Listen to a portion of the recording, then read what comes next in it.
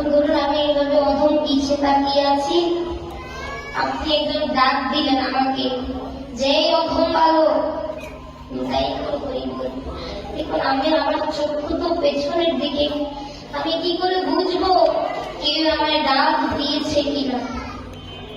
বুঝতে তো পারবো না।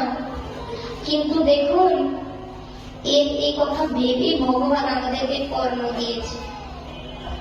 এখন আমি যতই চোখ বন্ধ করে থাকি না কেন, কেউ যদি আমায় ডাক দেন, তবে কিন্তু আমার এই কর্ম বলে দেবে যে তোমায় কেউ একজন ডাক দিয়েছে। জয় রাধে। ঠিক দেখুন, এই কর্ণের কাছে যদি ওই কণ্ঠস্বর চেনা পরিচিত হয়, তবে কিন্তু কর্ণ আপনাকে নামও বলে দেবে। নিতাই গুরু ধরুন আমার পিতার কণ্ঠস্বর আমার খুবই চেনা পরিচিত।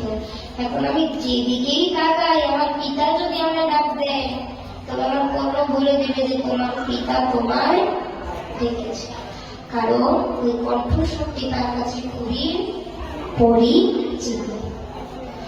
যাই হোক ভাগবতগণ, এখানে কর্ণ তার জ্ঞানের মাধ্যমে বলছে, তাই কিন্তু কোনো পরিশ্রম হচ্ছে না, তাই কিন্তু তাকে জ্ঞান ইন্দ্রিয় বলা হয়।